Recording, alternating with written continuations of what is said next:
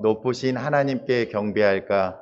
내가 번제물로 일련된 송아지를 가지고 그 앞에 나아갈까?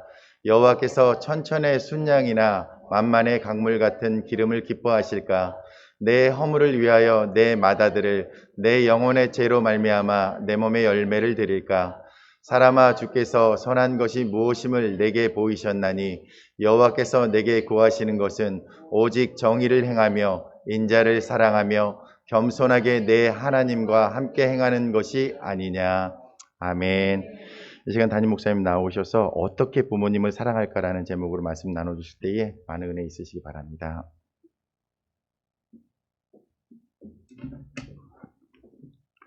할렐루야. 오늘 어버이 주일입니다. 그래서 오늘 말씀 제목이 어떻게 부모님을 사랑할까? 어버이 주일은 부모님의 은혜를 기억하고 어떻게 하면 부모님을 더 사랑할 수 있을 것인가를 생각해보는 그런 절기죠. 그런데 사실상 우리가 생각해보면 어버이날, 어버이 주일 이런 거를 만들어서 그 날을 정해서 뭐 어버이를 기리고 뭐 이런다는 것 자체가 어떤 면에서는 좀 우스운 일입니다. 사실 우리가 태어난 것이 어떻게 태어났으며 지난주 어린이 주일 예배 때 설교 때 제가 말씀드렸지만 우리가 어떻게 고생을 하면서 우리 아이들을 키웁니까?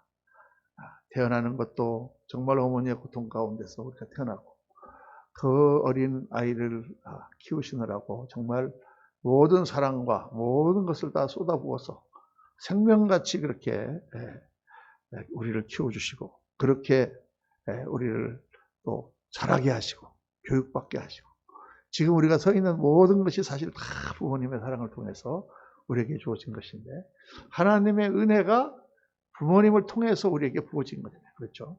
그렇게 한 건데 뭐 그거를 은혜를 생각하는 것이 당연한 일이고 부모님에게 효도하는 것은 당연한 일인데 그런데 문제는 그게 잘 되지 않는다는 것입니다.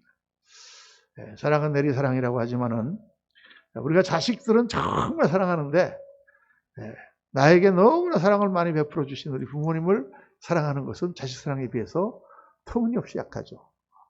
그 인간이 그렇게 되어 있습니다. 그래서 하나님께서 특별히 부모를 사랑하라 말씀을 하신 것이죠. 성경에 자식을 사랑하라라는 말씀 없습니다.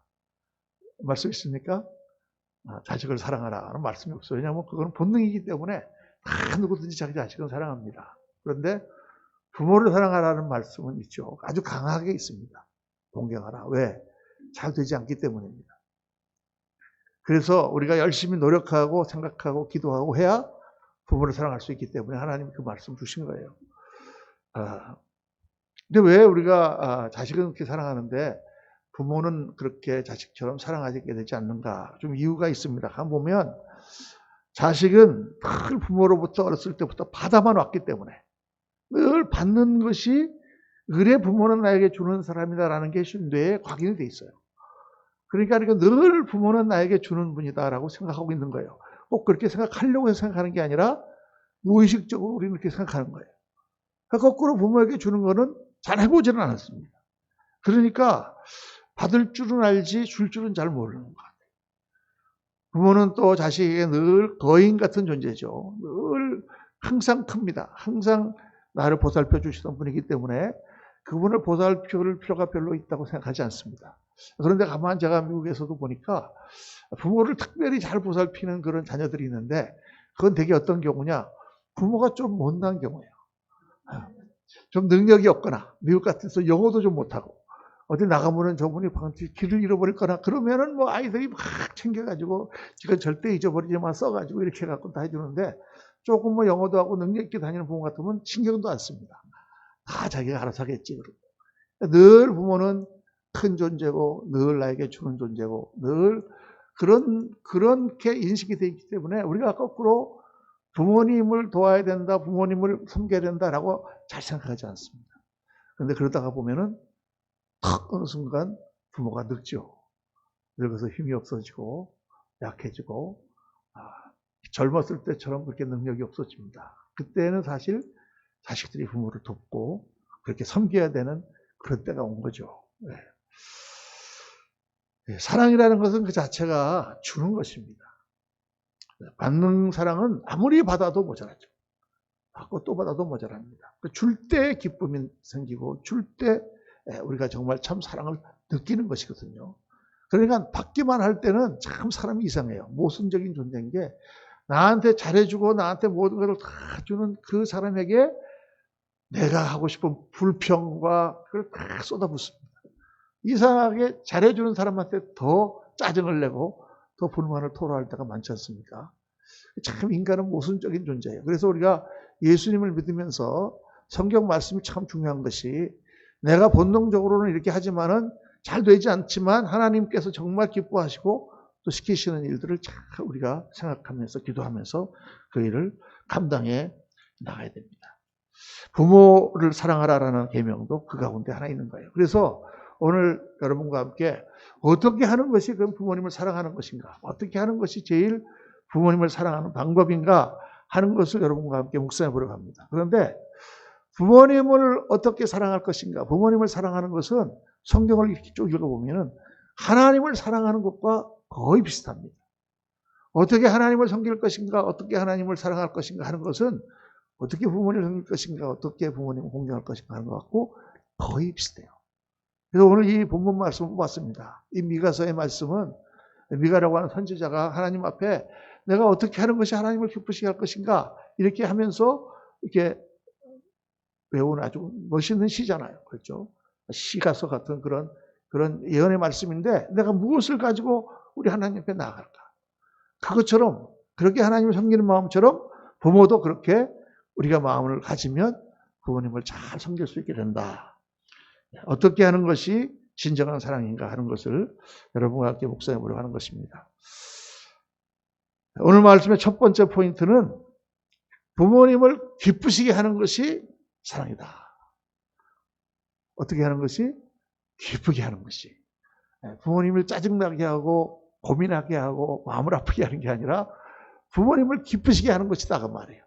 아, 그럼 뭐 당연한 말씀을 목사님 하십니까? 이렇게 생각할지 몰라도 이 말씀은 포커스를 항상 나 중심에서부터 상대방 중심, 부모 중심으로 바꾸라는 얘기죠.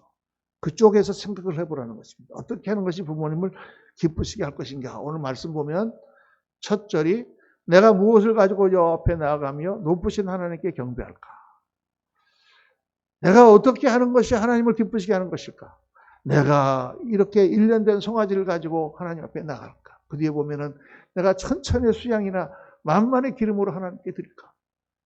내가 내 맏아들을 하나님께 드릴까. 정말로 어떻게 하는 것이 하나님을 기쁘시게 할까라고 이 미가 선지자가 고민하고 있는 거죠.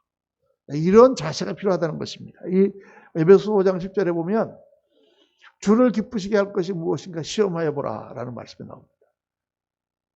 신앙생활을 할 때 우리의 신앙의 자세가 어떻게 돼야 되느냐. 주님이 무엇을 기뻐할 것인가라는 것을 시험해보라. 시험해보라는 말은 원어로 찾아보라라는 뜻이거든요. 영어로 find out. 무언가를 딱 발견하는 것처럼 이렇게 연구하고 이렇게 찾아보고 기도해보고 그래서 이걸 하나님께서 기뻐하시겠구나. 이렇게 찾으면서 신앙생활을 하라는 거예요. 그냥 막연하게 신앙생활 하지 말고. 그게 이 말씀이거든요. 똑같이 부모님도 마찬가지입니다. 어떻게 하는 것이 우리 부모님을 기쁘시게 하는 것일까를 좀 생각을 좀 해봐라. 좀 그걸 찾아봐라. 여보이랄 무슨 선물을 드린다든가 무슨 여행을 보내드린다든가 그렇게 부모님을 기쁘시게 해드리는 거죠. 근데 정말 부모님을 기쁘시게 해드리는 게 뭘까? 제가 이렇게 가만히 생각해 보면 제일 부모를 기쁘게 하는 거예요. 첫 번째가 뭐냐면 내가 잘 사는 거예요. 내가 잘 사는 거. 내가 잘 되는 것입니다. 부모는 뭐가 제일 기쁘냐? 우리 자식이 잘 되는 게 제일 기뻐. 그냥 못 살고 그냥 고생하고 막 그러는 거는 부모 마음을 아프게 합니다. 시집장가를 가서도 가정이 행복하고 편안하게 사는 게 제일 부모 마음을 기쁘게 해요. 맨날 부부싸움 해갖고 와가지고 엄마한테 와갖고 그냥 엄마 남편이 막 이러면은 막 엄마가 속이 막 상하죠. 뒤집어집니다. 그러니까 가만히 생각해 보면은 하나님이 제일 기뻐하시는 게 뭐예요? 오늘 말씀에 나오지만 하나님 앞에 제사를 드리고 이런 것 하나님 물론 기뻐하시지만 더 기뻐하시는 거는 우리가 하나님 말씀대로 행하고 공의를 행하며 바른 사람도 사는 것을 하나님 제일 기뻐하신다. 부모님도 똑같습니다. 효도 중에 효도는 내가 잘 되는 것이다.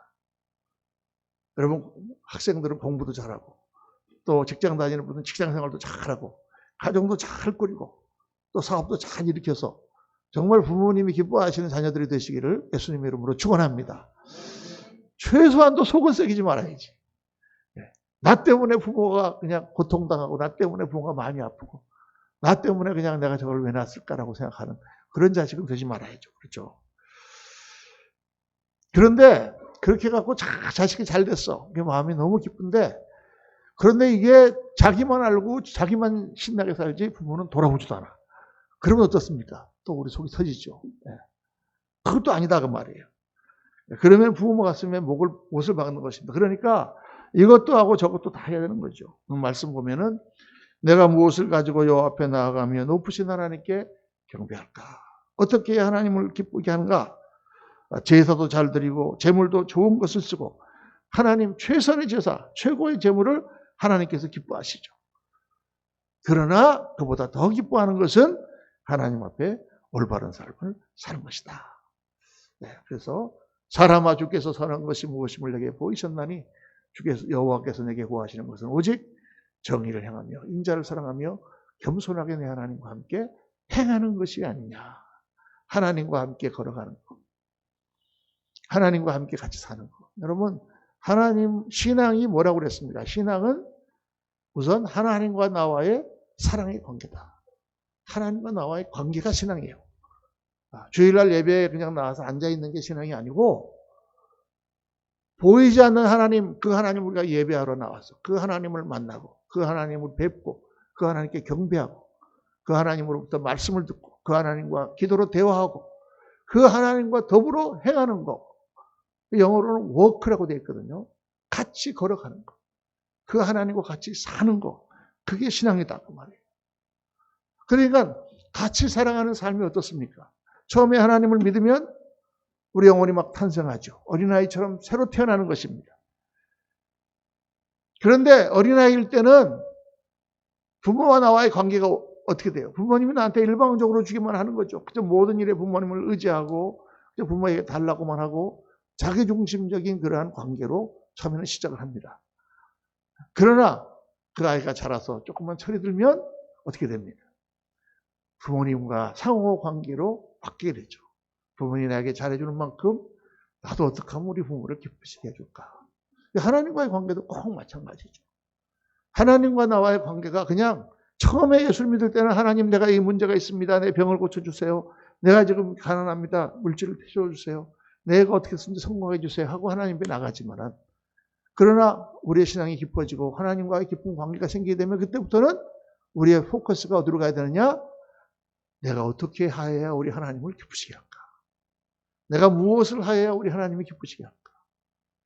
하나님을 어떻게 하면 잘 섬길 수 있을까? 그게 우리에게 최고의 복이 되고 영광의 삶이 되는 것입니다. 그 수준으로 가야 된다고 말이에요. 그냥 막연히 섬기면 안 돼요. 많은 분들이 보면은 나 중심으로 그냥 신앙생활을 합니다. 다만 보면 하나님을 섬기는 게 아니라 자기를 섬기는 것 같아요. 모든 것이 자기 문제에다 국한되어 있어요. 내가 잘 되는 거, 내가 건강한 거, 내 사업 잘 되는 거. 다 그냥 기도는 그거밖에 없어. 나밖에 없어. 그런데 물론 처음에 하나님을 믿고 하나님을 처음 만났을 때는 그렇기 때문에 하나님께 나아가는 것입니다. 내가 어렵고 내가 힘드니까 하나님께 기도하게 되고 그때 하나님을 만나게 되고 하나님을 체험하게 되는 거죠. 어린아이 같은 신앙으로 출발하는 것입니다. 그러나 신앙이 자라고 변화되고 우리가 점점 하나님의 뜻을 깨닫게 되면 성숙해지면 그때는 어떻게 하나님을 섬기는 것이 최고의 신앙입니다. 어떻게 하나님을 기쁘시게 할까로 우리가 반드시 나아가야 된다고 말이죠. 그렇게 되어야 성숙한 신앙자입니다. 부모도 그냥 부모니까 내가 봉양한다, 부모니까 내가 섬긴다 하는 그런 자리에서 벗어나서 어떻게 하면 부모님을 기쁘시게 할까를 생각하는 그런 차원으로 올라가시는 저와 여러분 되시기를 예수님 이름으로 축원합니다. 둘째로 이 사랑의 관계 가운데서는 최선의 마음을 드리는 것이 사랑이다. 최선을 드리는 것입니다. 하나님은 우리가 최선을 드리는 것을 기뻐하세요. 그것이 물질이든 시간이든 어떤 것이든지 하나님께 최선의 것을 드리는 것을 하나님은 기뻐 받으세요. 이거는 내 마음도 그렇고 내가 하나님께 드리는 모든 것이 다 그래요. 하나님은 외모를 보시지 않고 중심을 취하신다 라는 말씀이 나오죠. 하나님께서 다윗을 사무엘을 통하여 선택하실 때에 하나님 그 말씀하십니다. 겉으로 볼 때 다윗이 어리고 버릴 것 없어도 그 중심을 하나님 사랑하신다. 근데 많은 사람들이 외모를 취하지 않고 중심을 보신다는 말을 어떻게 사용하냐면 겉모양이 뭐 중요한가? 내 마음이 중요하지. 이렇게 사람들이 생각을 한다고 말이에요. 그런데 여러분, 우리의 마음은 뭐를 통해 나타나느냐? 모양을 통해서 나타나는 것입니다. 마음은 모양을 통해서 나타나는 거예요. 그러니까 우리가 사람과의 관계나 하나님과의 관계나 똑같아요. 부모님 어머니 날인데 어머니 무슨 선물이 필요해. 노인네가 그냥 나의 마음이 중요하지. 그리고 지나가는 거가 별로 그렇게 부모님 기쁘시게 하지 않습니다.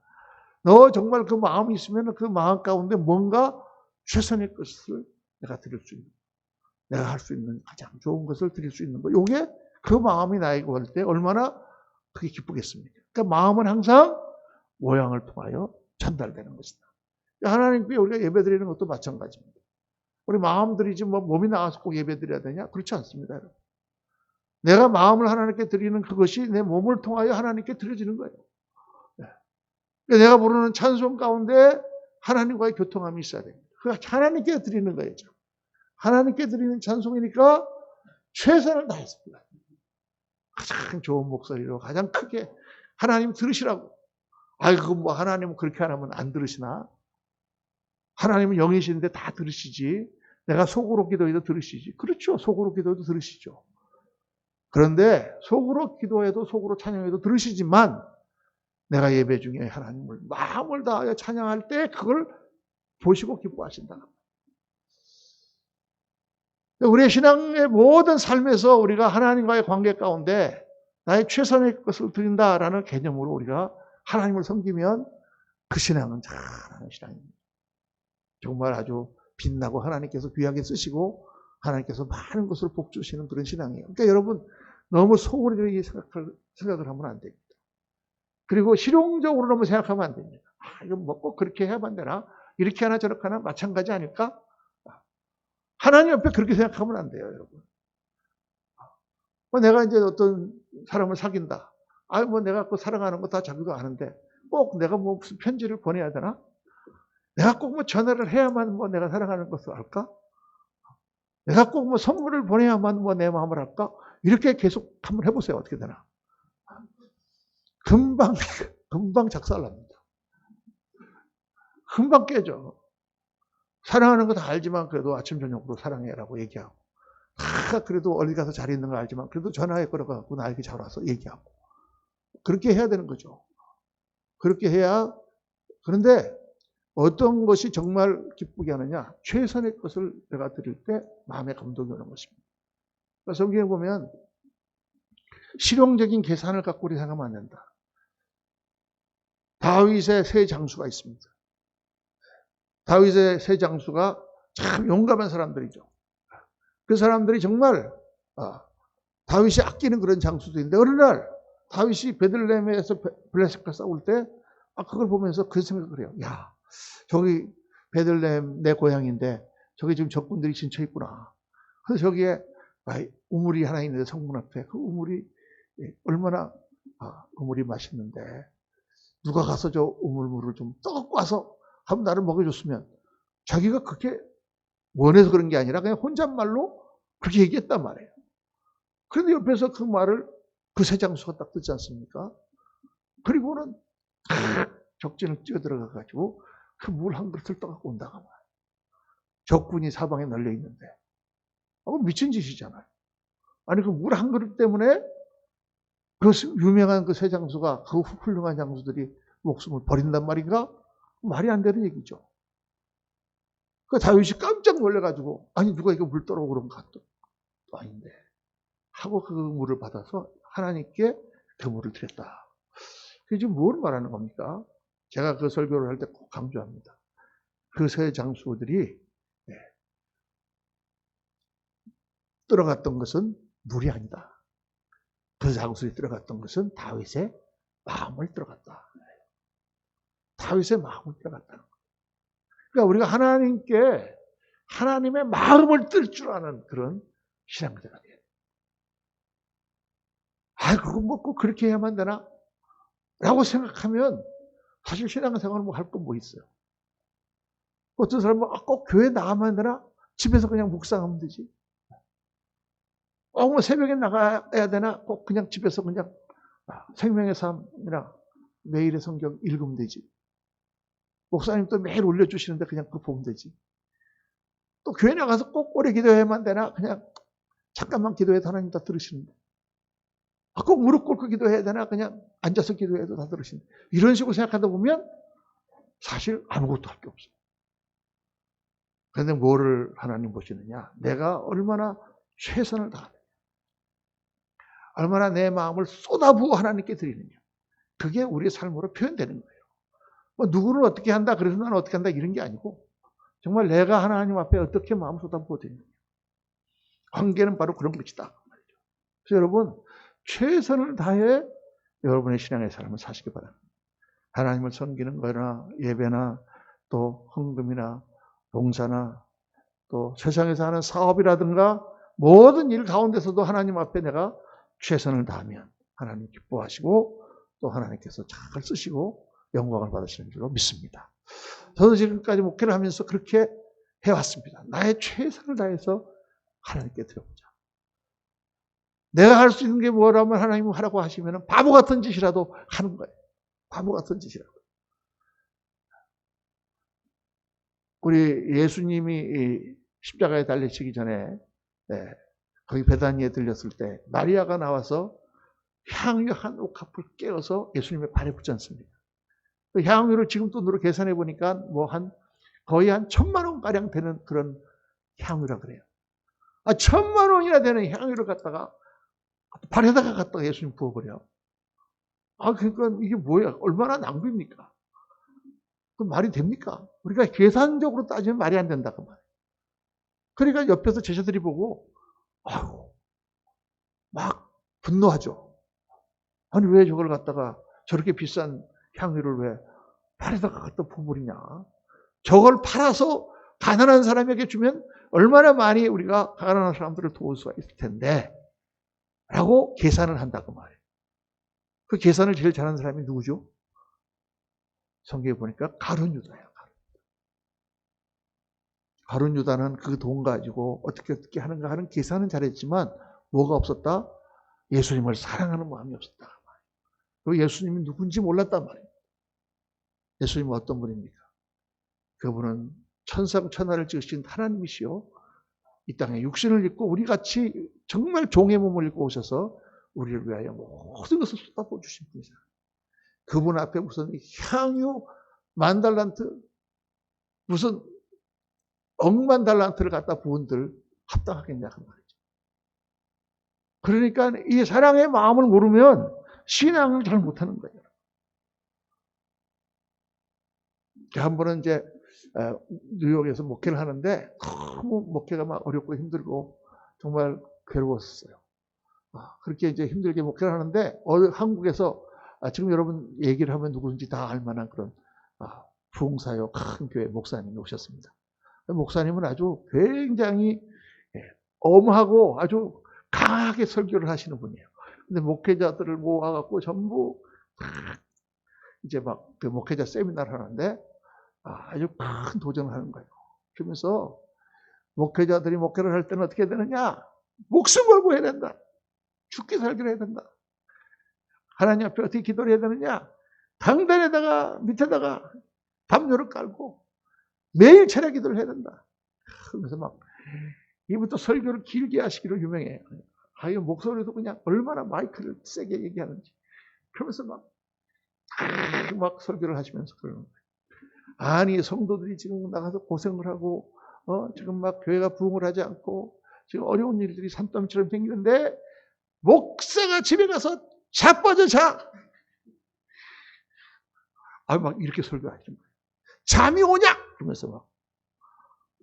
하기는 1년 동안 교회를 개척할 때 1년 동안 강단 밑에서 집에를 안 들어가고 여기서 그냥 계속 잤대. 자면서 철회 기도를 했대. 그래서 그렇게 생각하면 또 그러면 어떻게 목욕은 어떻게 하셨을까? 뭐 이런 생각이 들잖아요. 어쨌든 그 말씀을 듣고 어떤 사람들은 아이고 뭐 그렇다고 뭐 교회에서 어떻게 자냐. 근데 제 마음에는요 확 도전이 왔어요. 그래 성도들 고생하고 이게 교회가 어려운데 어떻게 집에 가서 잠이 오냐. 그래서 그 다음날부터 슬리핑백 갖고 왔고 교회 앞에서 강단에서 앞에서 잤다니까요. 기도하면서. 그런데 제가 목회하던 교회는 동네가요 굉장히 어마무시한 동네예요. 아주 그냥 밤 되면은 막 여자들 이상한 여자들 돌아다니고 마약에 돌고 막 그러던 동네 창고였단 말이에요. 그게 얼마나 무서운지 몰라. 그냥 교회도 막 철조망에다가 이렇게 막 창살을 이렇게 다 세워놓은 그런 교회인데 밤에 혼자 가서 거기서 기도하려니까 막 얼마나 무서운지 막 처음에는 막 덜덜덜 떨려가지고 들어가지도 못하겠다.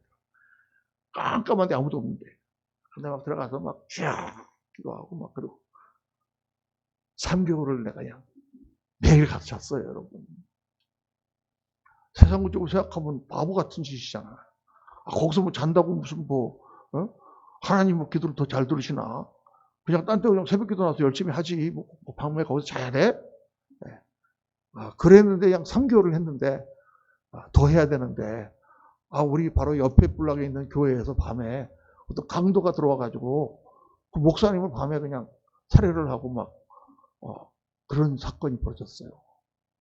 그러니까 우리 집사님들이 와가지고 목사님 이제 그만하시죠. 너무 위험한 것 같습니다. 그래서 할렐루야 그러고 알겠습니다. 그러고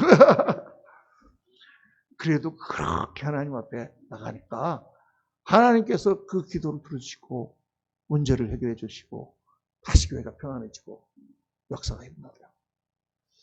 저는 지금 생각해요. 지금 하라 그러면 그렇게 할 수 있을까? 바보 같은 짓이잖아. 목사님 와서 그렇게 했다고 과시못대로 가서 그렇다고 그 앞에다 담요 깔고 거기서 그 추운 데서 덜덜 떨면서 잠을 자야 돼? 여러분 그건 내 생각이지. 하나님이 정말 그렇게 나의 최선을 받으신다고 생각하면 못할 게 뭐 있냐 그 말.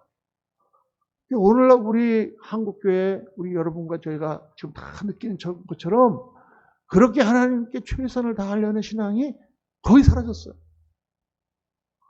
이제는 적당히 신앙생활 하는 거를 가장 똑똑한 사람으로 생각해요. 그냥 아주 머리 좋게 얕게 적당히. 그런데 하나님 그걸 기뻐하시지 않습니다. 여러분 우리 신앙을 다시 되살려야 돼요. 다시 이렇게 해야 되는데 어떻게 이렇게 되느냐. 나의 최선인가 이게. 정말 가장 좋은 것을 내가 하나님께 드립니다. 그렇게 여러분 꼭 신앙생활을 다시 회복하고 그러한 교회가 되고 그렇게 우리가 정말 끝까지 주님을 섬기시는 저와 여러분 되셔야 될 줄로 믿습니다.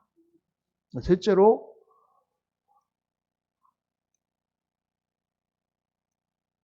수준을 높여가는 것이 사랑이다. 수준이 높아져야 된다. 하나님을 사랑하는 수준이 높아져야 됩니다. 사랑은 관계잖아요. 관계는 발전해야 되는 것입니다. 어제나 오늘이나 똑같다면 감동이 없어요. 올바른 사랑의 관계는 날이 갈수록 수준이 올라갑니다.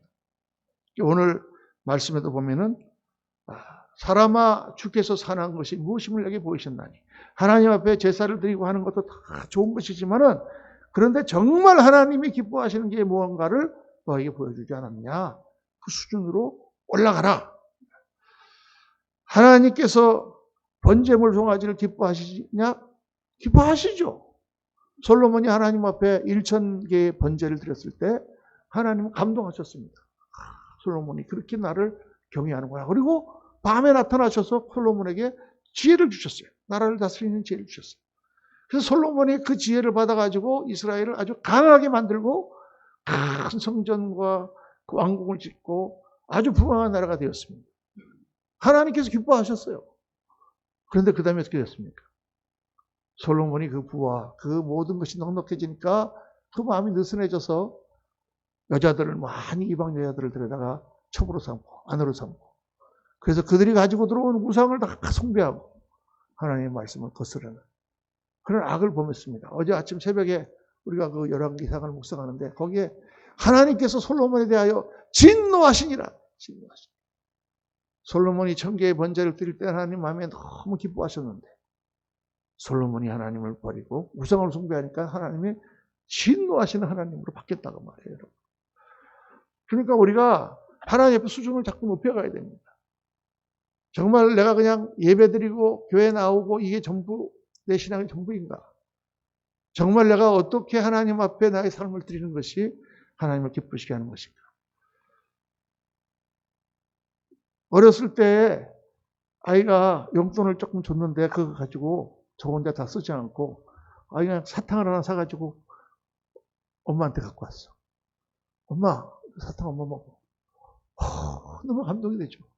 이 아이가 그 조금 코묻은 돈을 가지고 그걸 지가 쓰지 않고 그 사탕을 사왔네. 그리고 그냥 하루 종일 싱글벙글하고 다니면서 사람들한테 자랑할 겁니다. 그래서 우리 애가요, 나한테 사탕을 갖고 왔어요. 다 커가지고 지금 회사를 다니는데, 얘는 사탕을 갖고 왔어, 엄마. 그 뭐라 그러겠어요? 얘가 돌았나? 똑같이 사탕을 사갖고 가는 건데 왜? 수준에 따라서 수준에 따라서. 그러니까 우리가 어린아이 같은 신앙일 때는 제일 중요한 게 하나님께 예배드리고 하나님께 나오고 이런 게 제일 중요한데 점점 수준이 높아져야 돼요. 그래서 정말 하나님 기뻐하시는 삶을 살아야 돼요. 나의 삶에서 모든 관계에서 하나님의 사랑이 나타나는 그런 삶을 살아야 돼요. 그래서 우리 교회의 표어가 뭡니까? 삶 속의 그리스도인, 삶 속의 그리스도인. 교회 안에서만 그리스도인이 아니고 삶 속에, 직장에서, 사업장에서 내가 어디 가든지 거기서 그리스도인의 삶을 살자. 예수님의 향기를 내뿜자. 우리 교회 시작부터 표어다. 그렇게 우리가 높아져야 돼요. 부모님을 섬기는 것도 수준이 높아져야 됩니다. 그냥 어버이날 선물이나 드리고 그러는 게 아니라 평소에 마음을 아프시지 않게 해드려야 되죠. 좋은 아들, 좋은 딸, 좋은 며느리, 좋은 사이가 돼야 돼요. 늘 배려하고 늘 생각하면서 그렇게 삶 속에서 나타나는 그러한 삶을 살아야 된다. 다른 사람이 어떻게 하든지 그건 우리에게 상관이 없습니다. 내가 하나님 앞에 어떠한 삶을 드리느냐 이게 중요해요. 여러분 무엇을 하든지 정말 하나님을 기쁘시게 하는 그런 신앙의 삶을 사시는 성도님들 되시기를 예수님 이름으로 축원합니다. 누구는 어떻게 한다더라, 누구는 어떻게 하다더라 눈치 보지 말고 하나님 앞에 나의 최선을 다하는 그런 사람이 되어야 됩니다. 또 정말 우리 부모님이 어떤 것을 생각하시고 어떤 걸 기뻐하시는가를 헤아려 살피는 그런 신앙자가 돼야 돼요. 그렇게 효도를 하면 가정이 평안해지고 늘 기쁨이 넘치게 되죠. 또 부모님만 그런 것이 아니라 우리 자녀들, 옆에 있는 형제들, 배우자 다 마찬가지죠. 가정의 달인데 특별히 배우자에 대해서 어떻게 하는 것이 저 사람을 기쁘게 할까? 내가 좋아하는 대로 하지 말고 저 사람 중심으로 한번 따라합시다. 나 중심으로 말고 한번 다 나 중심으로 하지 말고 저 사람 중심으로 해보자. 할렐루야. 부부지간에 이것만 잘 되면 참 행복한 부부가 되는데 내 중심으로 생각하지 말고 저 사람은 뭘 좋아할까? 저 사람은 내가 어떻게 하는 걸 좋아할까? 이렇게 생각하면 너무 관계가 행복해하는 관계가 되기 시작합니다. 오늘 말씀을 묵상하면서 정말 하나님이 나에게 원하시는 것이 무엇인가? 내가 그 수준을 높여가자. 정말 하나님께서 나를 기쁘시게 할 때 어떻게 하나님께서 길을 열어주시고 어떻게 내 삶을 펼쳐주시고 어떻게 우리를 사용하는가를 경험해가는 그런 성도가 되어야 됩니다. 우리 가정을 돌아보면서 나는 어떻게 사랑을 하고 있는가? 내 중심으로만 그냥 살고 있지 않은가? 내가 남편에게, 아내에게, 부모님께, 자식들에게 내가 어떻게 사랑하고 있는지를 한번 돌아보시고 내가 정말 그들을 기쁘게 해주고 있는가? 아니면 의무감으로 하고 있는가? 내가 하나님을 기쁘시게 하는 신앙생활을 하고 있는가? 아니면 그냥 의무감으로 하는 신앙생활을 하고 있는가? 한번 돌아보시는 여보의 주일을 맞아서 특별히 가정을 생각하고 부모를 생각하면서 여러분의 신앙을 다시 한번 되돌아보는 귀한 절기가 되시기를 예수님 이름으로 축원합니다. 기도하겠습니다. 아버지 하나님, 오늘 저희들 말씀을 묵상하며 우리들의 신앙이 참 많이 느슨해지고 또 우리들의 신앙이 하나님 앞에 온전치 못한 부분이 많이 있음을 주님 앞에 깨닫습니다. 아버지 하나님, 내가 무엇을 하여야 이 하나님을 기쁘시게 할까 생각하는 것처럼 그렇게 우리 부모님을 생각할 수 있게 하시고, 그렇게 우리 남편, 아내, 그렇게 우리 자녀들도 생각할 수 있게 하시며, 그렇게 우리의 삶을 하나님이 기뻐하시는 아름다운 삶으로 꾸려가는 사랑하는 모든 우리 성도님들 되도록, 가정이 되도록 하나님 복을 내려 주옵소서. 우리 구주 예수 그리스도 이름으로 축복하며 기도하옵나이다. 아멘.